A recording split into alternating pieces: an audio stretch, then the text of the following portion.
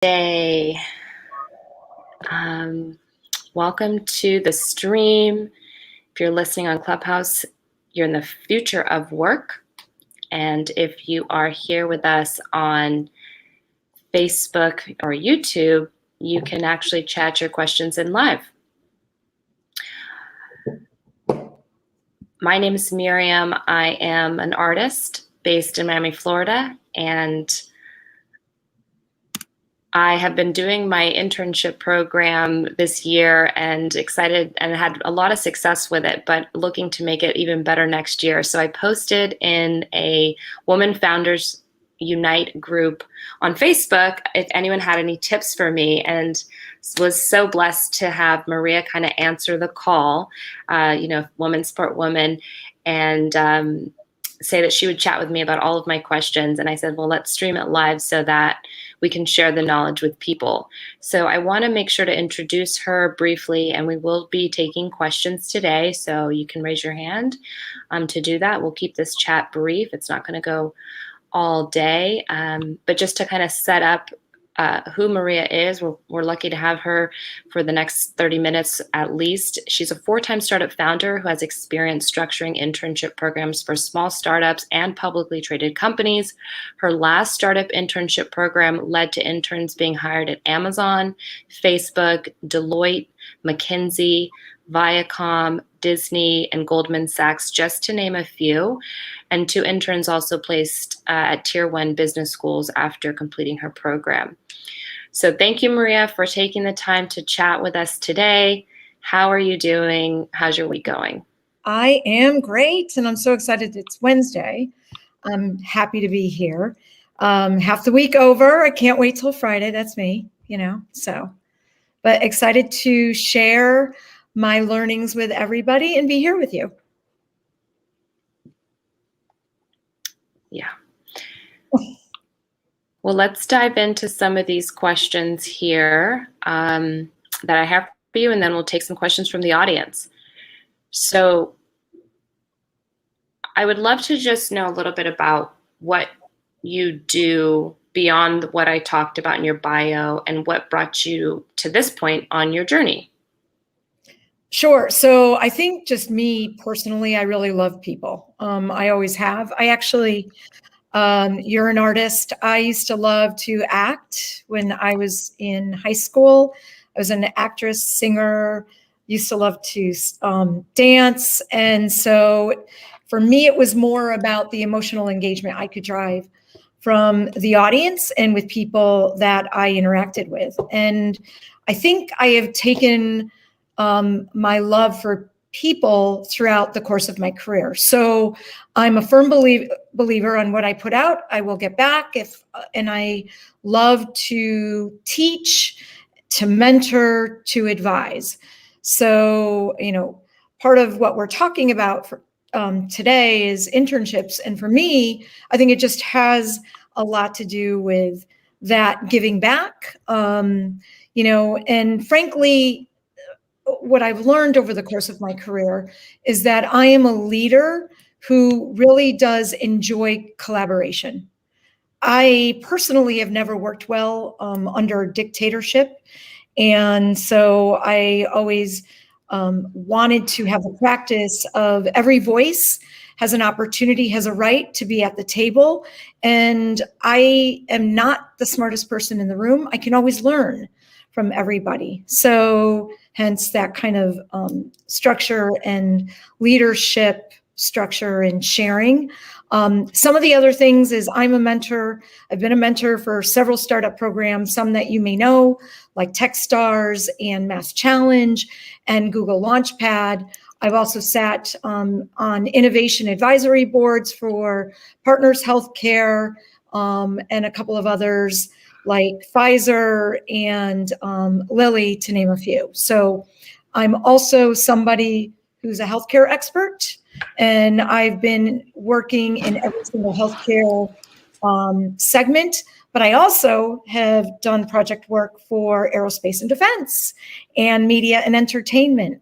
So I'm that interesting character that just loves to ask questions, And I guess it's the way that I pose those questions where people will also engage and learn. So that's me. Thank you. And just to check with you, is your audio okay? I can hear you. I don't, are you getting a reverb? I'm getting a little bit of a reverb on my end. It's making it kind of hard for me, but let's see if we can fix it. And I'm sure people will be patient with us as I'm not an expert. Which are you muted on? I'm muted on Clubhouse. I'm going to let Clubhouse go live and I'm going to mute here. There you go. That would be great. Okay. Perfect. Okay, that's perfect. Thank you. I think that's better anyways. Let me just make sure. Yes, that's great. Okay, testing one more time.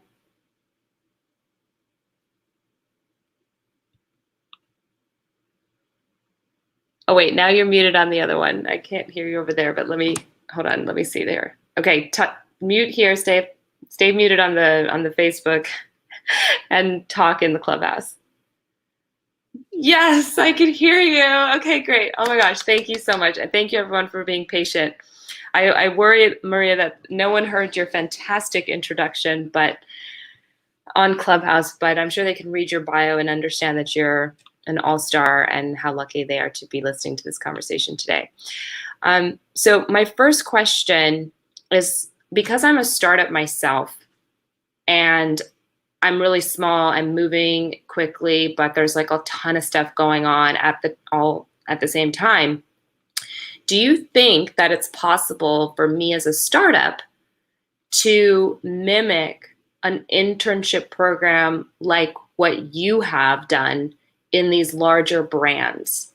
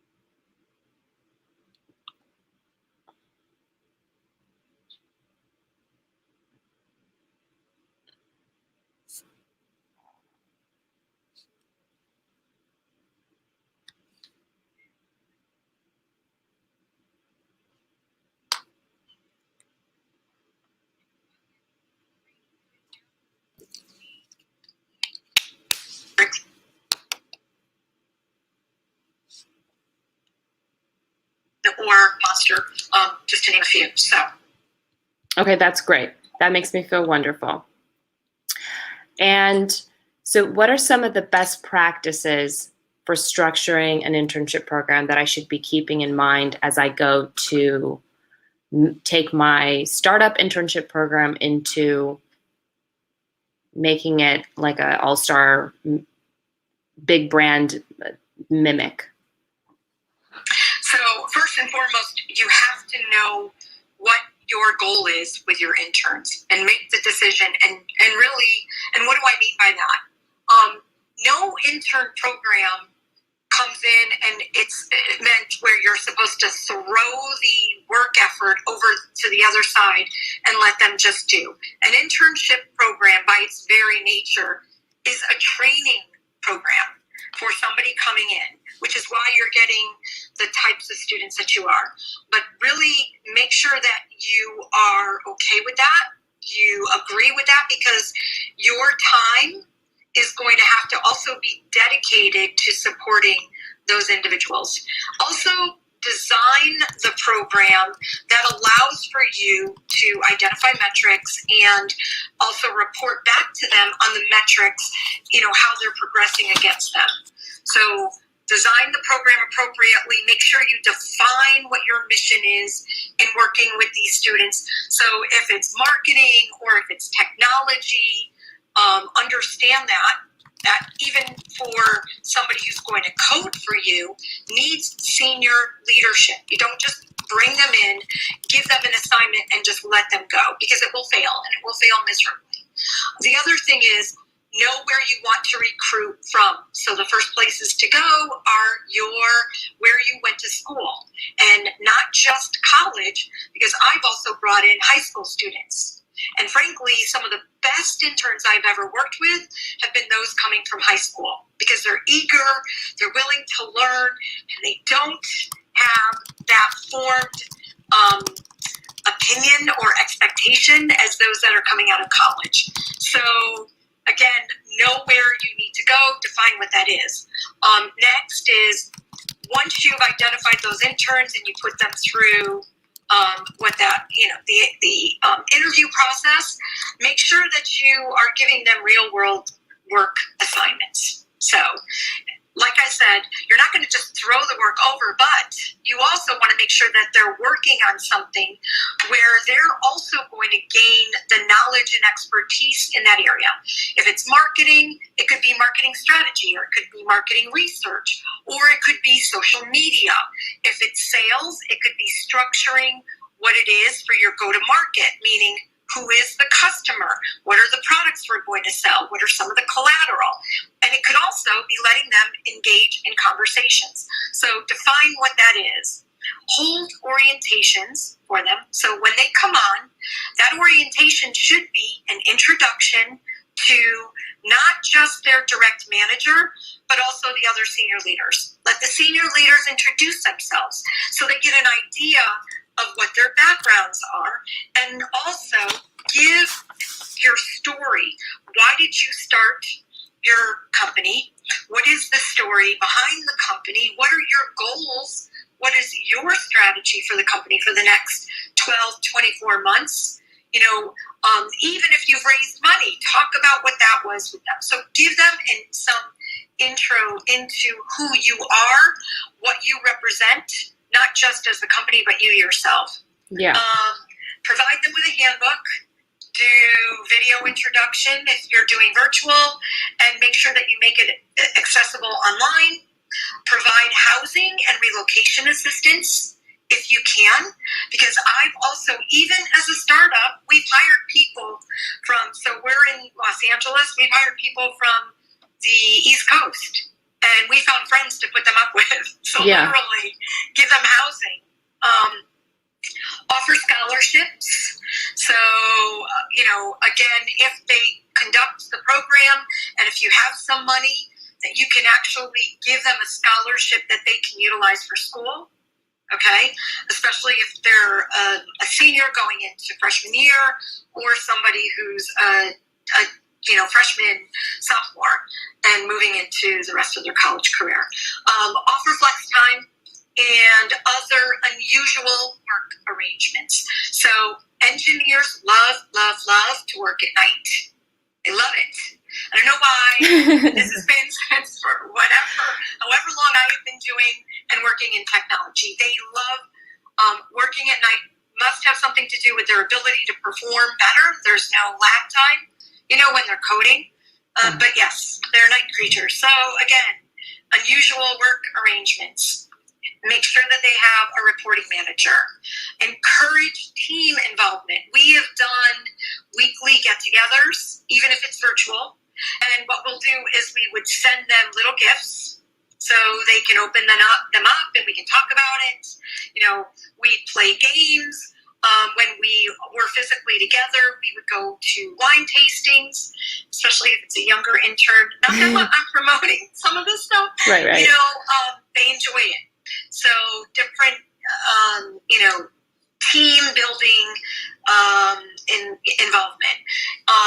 Invite the Career Center staff and faculty, their professor, to visit them in their workday. So they get to see them, doing their proverbial, brilliance and deploying their brilliance as part of the team.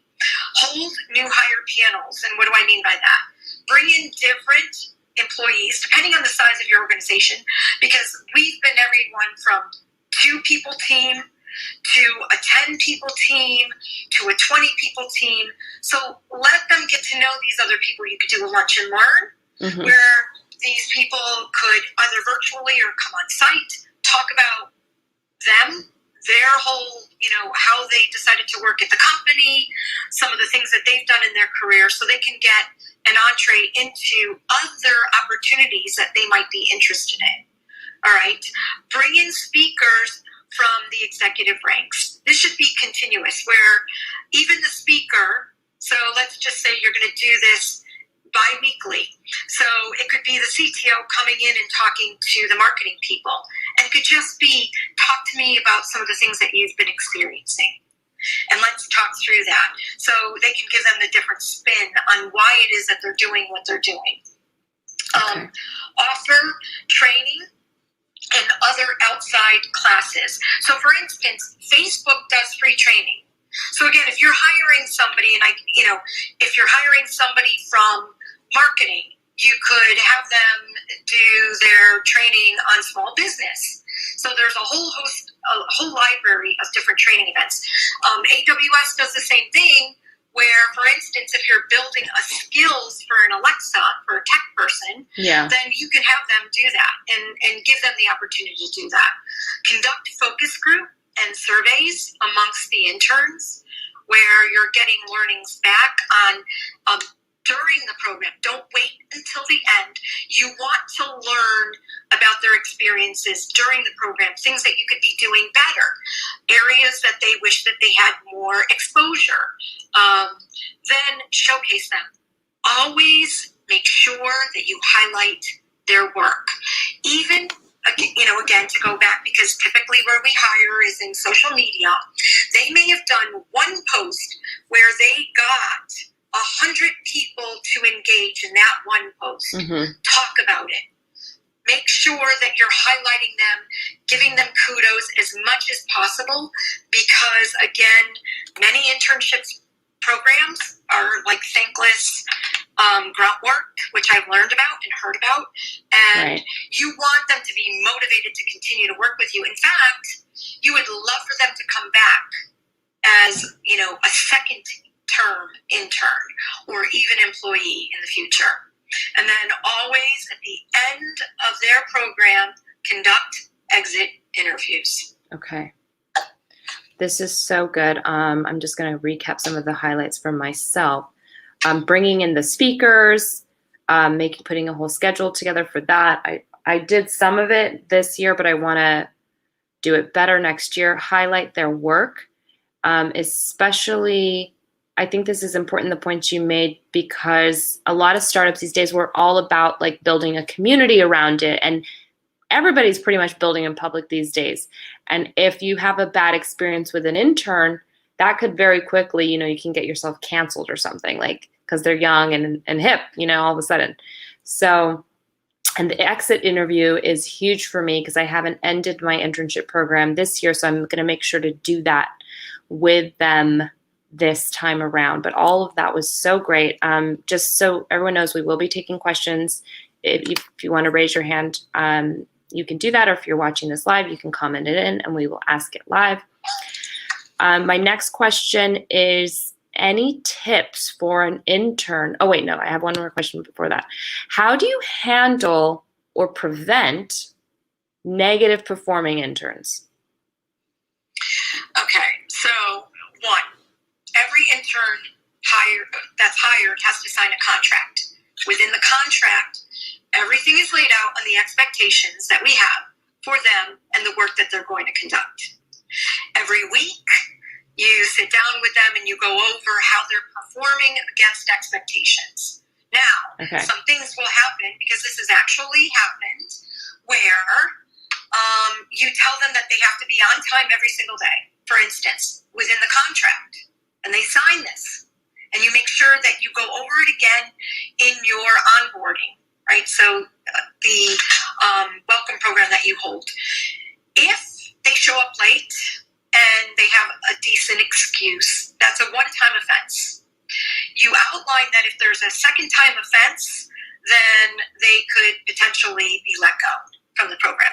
Because we had an intern who literally one morning called in and said that she was so sorry, she slept through her alarm, so she wasn't going to be making it in.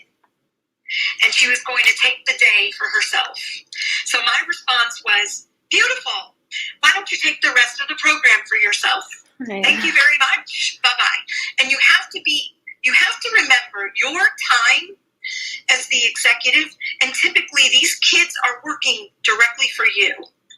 So, you have a background, you've done different things in your career. When you didn't have a startup, you were making a bona fide salary, and that salary, in most instances, especially for me, and at my point in my career, is pretty significant. So when I give you an hour of my time or 2 hours, that's a lot of money. Totally. That I'm actually dedicating to training you and making sure that you're doing what you need to do so you can succeed and grow. So if you don't have the same respect back for me, then I have no room for that, no tolerance for that in the organization. So again, make sure expectations are clear, tracked, and then on a weekly basis, you're measuring that, you're sitting down with them, going over their performance, and do not hesitate to end their position if that gets into a detrimental position with you and your organization, because you don't have time. Right. Really. Yeah, and thank you. That's giving me a little bit of a boost here with my own mind, because you're so right. And I'm not really doing them any favors by being super duper understanding about that stuff, because that's not what the real world is like when they get out there. Like they will just get fired. So you will get fired. Yes. Right. Yes. And most employment contracts, remember, at will. So regardless of where you are in the country. Yeah. So even, you go into work for a Disney, they make you sign an employment agreement, and it's at will, which means they can fire you for no reason. So, but most of us do want to make sure that there is a good reason. Of course. And I mean, it's been so long. I've been on this I'm in my year 4 now, going into 5. It's been so long since I looked at an employment agreement. I don't even remember any of that. I'm like, what? So yeah, no totes. I need to get this together like stat. Thank you so much for that. Oh, you're welcome. Okay. I want to make sure that maybe there's some people that are watching in the room that are actually looking for internships. And we've talked a lot about this mentorship aspect of it, and that being really important. Definitely for me, that it's not just I'm having them do whatever, it doesn't matter, thankless job. So any tips for interns that are going out there looking for internships? How do they, interview a company or find someone that's really going to invest in them? Like, what should they be looking out for? Yeah, first and foremost, please, please, please always include a cover letter. Okay, and if you want to get creative with it, because you have to, even for a startup, we would get hundreds of people applying for one role. And I don't have a team of HR people that are able to filter through that. So what would automatically happen if you didn't take the time to at least introduce yourself and give me some further insight into who you are outside of your resume, you would just get, deleted. So include a cover letter. Second, when you meet with somebody, again, this is a big nit for me, maybe not for others, but show up on time. Right. Be on time and make sure that you respect the person who is interviewing you.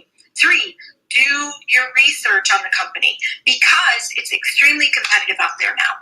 So imagine that for every one internship, at least 50 people are going to be applying for it. So what makes you stand out?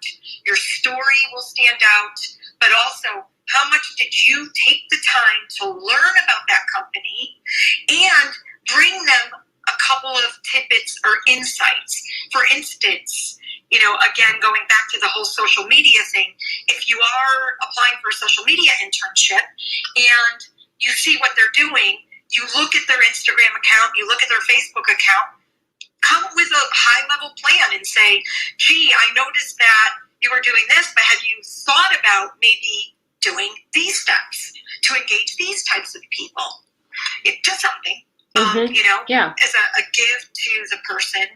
And then make sure that when you sign up to work for especially a startup, okay, you understand this is not going to be all joy and glory, okay? There is work that has to be done, and you will learn.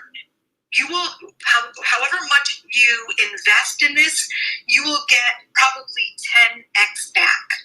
And if you've done everything that you're supposed to do, and even more, and you're eager and you're willing, it doesn't matter if you make mistakes, but you're always eager and willing to learn, that executive will move mountains for you to make sure you get the job or role that you want in the future. It's so true. It's so true. What are some reasonable expectations to have as an intern and as a mentor? I feel like you kind of covered that in what you just went through. But is there anything else? Show up on time, do the work. Right. Make sure that if you are given, so a good manager is going to give you a timeline to complete the work. Okay. Or we expect that you're going to do however many posts on it every day and report back on the performance. Do it. If you can't get it done, or your work, you're overwhelmed, you're feeling overwhelmed, you need further direction, never hesitate to raise your hand. Yes. Or to ask for help. It's a big one.